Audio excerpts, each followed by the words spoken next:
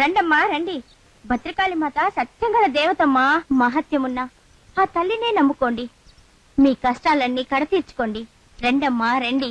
నాయనలారా రండయ్యా రండి. అమ్మా నాయనలారా రండయ్యా రండి. నాయనలారా అమ్మలారా. అయ్యో అందరూ అటే వెళ్ళిపోతున్నారేంటి?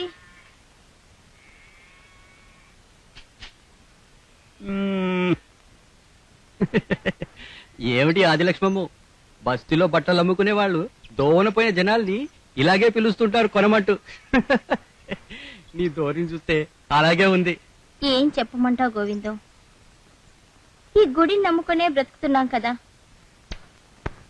జనమంతా ఆ గుడికే పోతున్నారు కానీ ఈ గుడి దిక్కే చూడటం లేదు. ఏమొచ్చిందో ఏమో. అయితే అమ్మూర్ల మధ్య పోటీ వచ్చేసిందన్నమాట. పోటీనేనయ్యా గోవిందం. ఈ పోటీలో ఎలా నెగ్గాలంటావు? భక్తితో మంచితనంతో నెగ్గాలి. ఈ సత్యకాలపు కబూర్లు మాని ఏదైనా వాంచి ఉపాయం చెప్పు.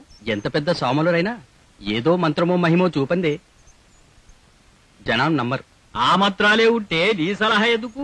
వినవయ్యా పూజారి, ఈ గుళ్ళోకి బాగా జనాలు వచ్చి ఉండి నిండా కానుకలు చేరాలంటే ఏదో వింతో వినోదం ఉండాలి.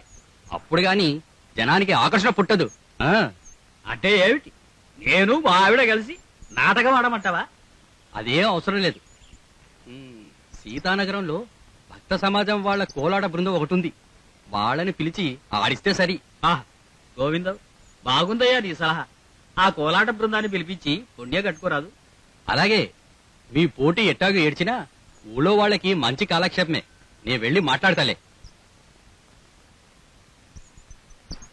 అమ్మా తల్లి, మమ్మల్ని కనికరించి తల్లి, మమ్మల్ని ఆదుకో మాత.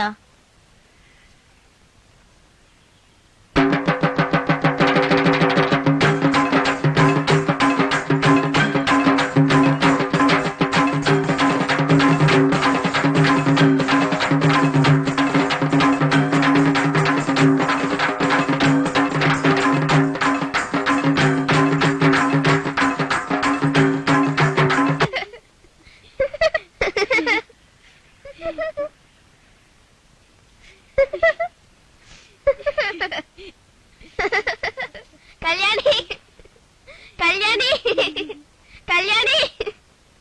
యశోదా ముద్దు కుమార వేణుగోపాల బృందా విహార. యశోదా ముద్దు కుమార రారా రారా గోవింద నందనందన గోవింద. యశోదా ముద్దు కుమార రారా రారా గోవింద రారా రారా.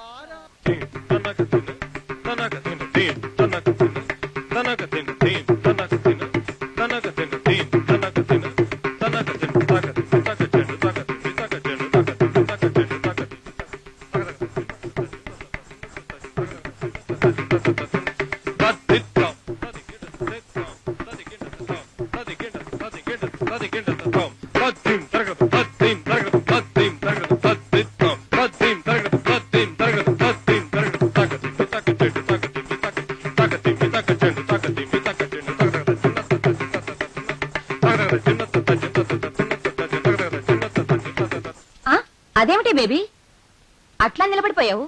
ఇంతలోనే ఏమొచ్చిందే?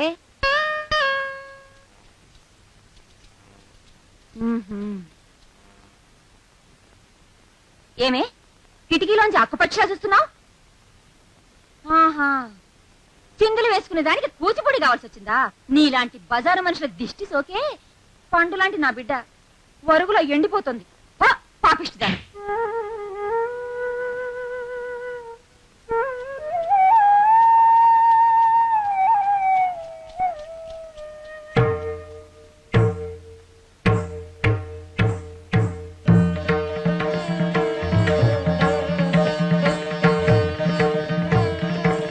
చిందులు వేసుకునే దానికి కూచిపూడి కావాల్సి వచ్చిందా?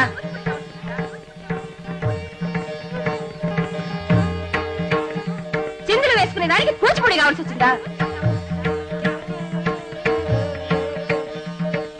చిందులు వేసుకునే దానికి కూచిపూడి కావాల్సి వచ్చిందా?